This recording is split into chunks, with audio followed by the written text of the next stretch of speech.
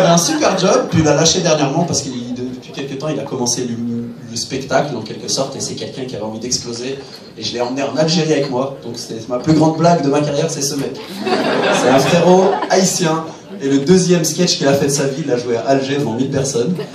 Et puis voilà, donc ce soir, si je compte bien, il va jouer pour la 6e fois, et c'est un des génies que je connais sur scène, de par son énergie et par son texte. Alors s'il vous plaît, là, vous savez le truc des pieds, il faut qu'on entende le cabaret trembler dans tout le quartier.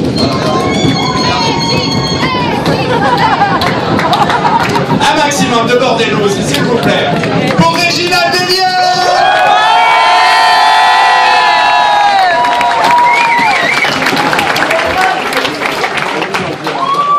Là, j'entends Fares qui dit que j'ai quitté mon boulot en finance pour aller en humour.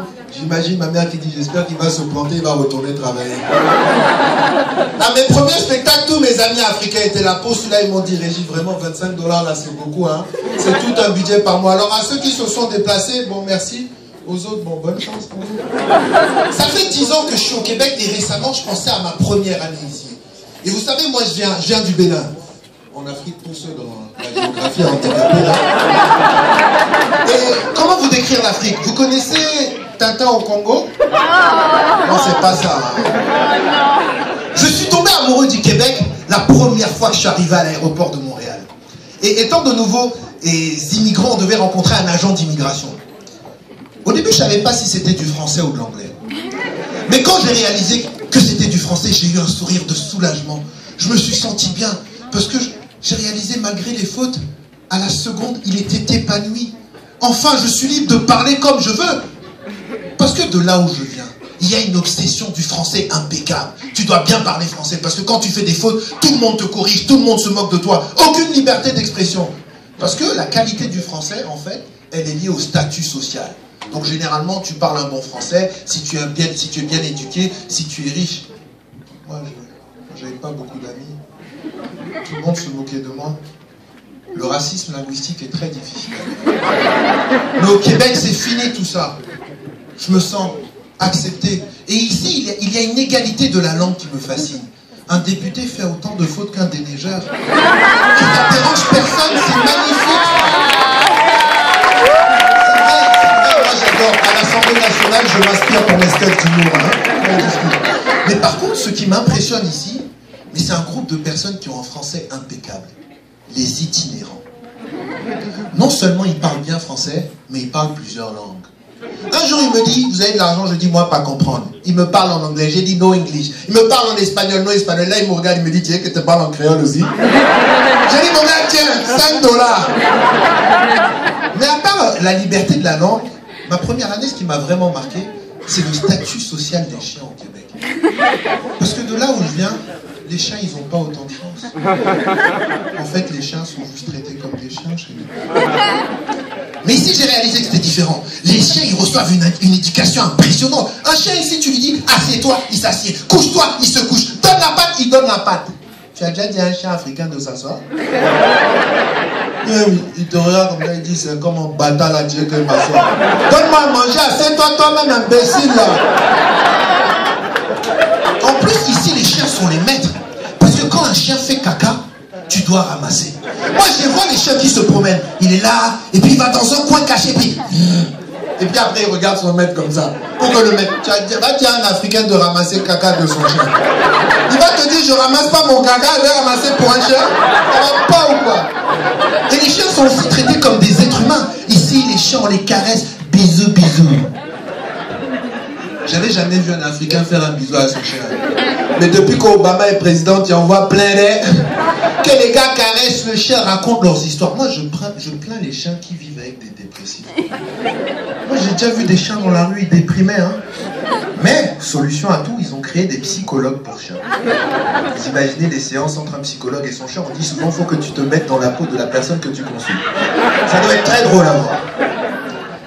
Mais ce que j'admire vraiment quand je marche, c'est les parcs pour chiens. Là, je marche et puis je vois des chiens qui ne se connaissent pas, gros, petits, noirs, marrons, et qui se touchent, qui se disent bonjour, qui se renivellent. Et dans certains pays, des hommes et des femmes se font la guerre.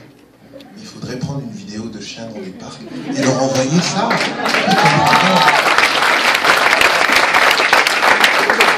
À part les chiens et la langue, ce qui m'a marqué ma première année au Québec et toutes les années qui ont suivi d'ailleurs, ce sont les clubs.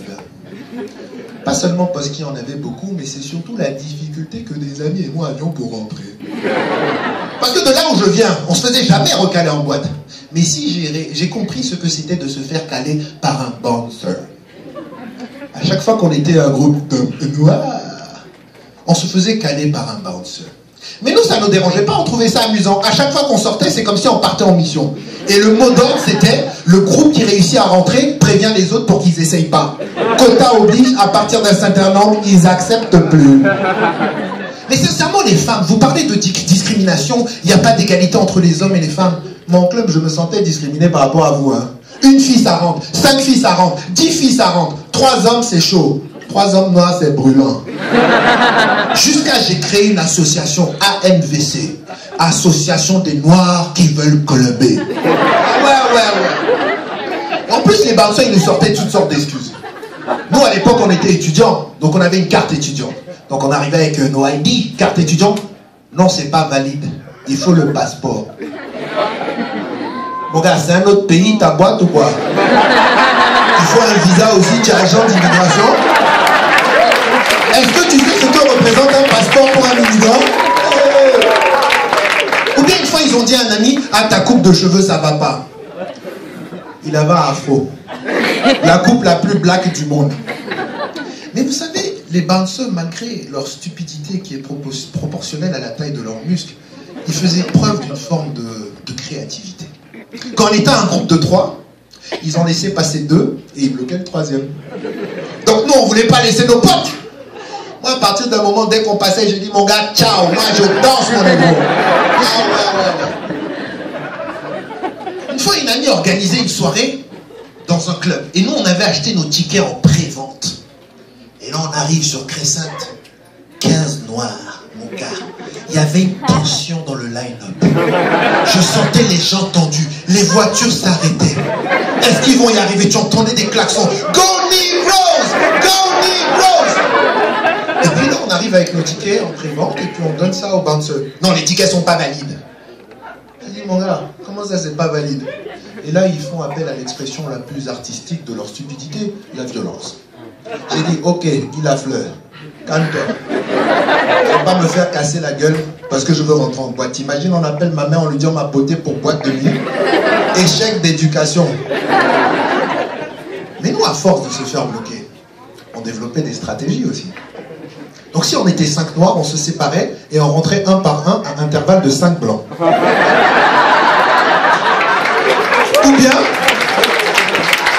on évitait des amis blancs. C'était pas nécessairement nos amis, mais on disait eh, viens, on va se lever. Pourquoi tu m'invites jamais? Viens. Puis là, on rentrait. Et la dernière stratégie, en fait, c'était de rencontrer des filles blanches dans la rue. On leur disait, mesdames, aidez-nous à rentrer en boîte et on vous paye un verre. Ça a marché 2 mois. Dès que les bouncers ont capté ça, à chaque fois qu'ils voyaient un groupe de filles blanches avec des hommes noirs, vous connaissez leur nom? Et la question la plus intelligente, ils habitent où? Imbécile, tu as vérifié pour savoir où on habite. Mais par contre, qu'est-ce que j'allais dire? Par contre, je ne m'en rappelle pas. Une fois, on était en train de marcher avec des amis, on était 10 noirs, 15, 10, hein, toujours. Et là, le monsieur dit, hey les gars, venez, c'est 10 $ ici. Mais nous, on n'est pas cons. Si tu veux faire rentrer 10 noirs, c'est qu'il y a un problème. Donc là, je dis à mes amis, attendez, je paie les tickets, je vais voir ce qu'il y a dedans. Je rentre, la boîte était vide.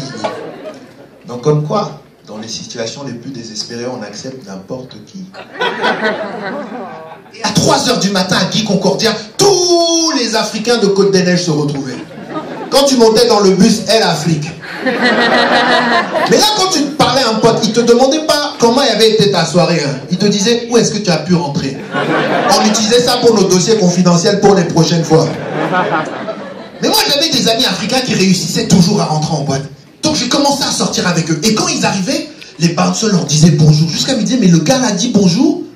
Ils rentraient dans la boîte traités comme des rois africains. Mais j'ai compris après, c'est qu'ils dépensaient des milliers de $. Et là, je me suis dit, celui qui a dit ça avait raison. L'argent n'a pas de couleur. L'argent est l'outil le moins raciste. Alors à tous les immigrants là, soyez riches. Faites comme l'Arabie Saoudite.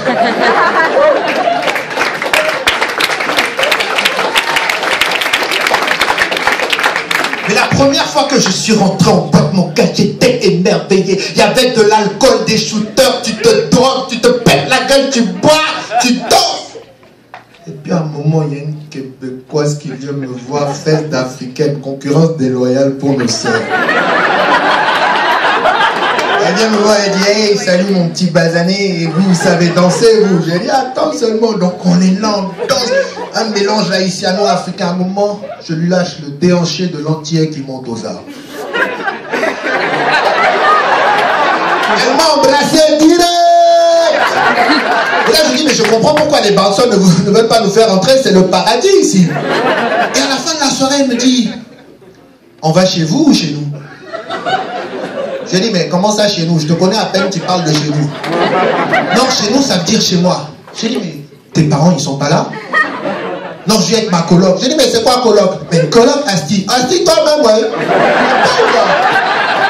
Mais moi, ça m'était jamais arrivé, donc j'avais peur. Je me dis, mais c'est pas possible, je connais pas, je peux pas aller chez elle comme ça, tu vois. Je me dis, la police, c'est un truc, c'est un piège. Et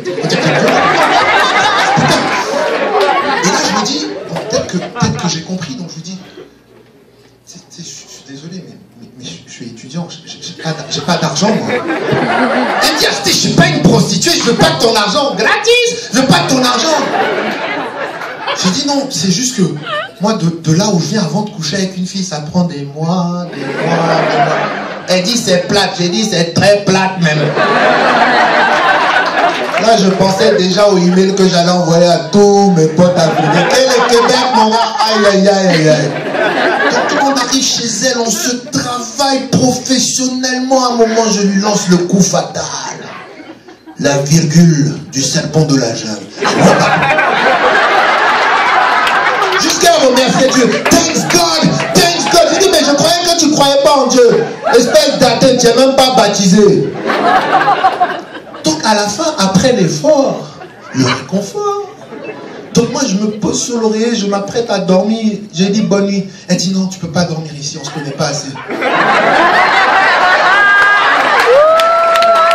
J'ai dit je comprends pas, je viens de te manger ta moumoune et on se connaît pas assez. Non mais c'est pas pareil, chez nous c'est mon intimité. Mais ta moumoune c'est quoi? C'est un parc d'attraction?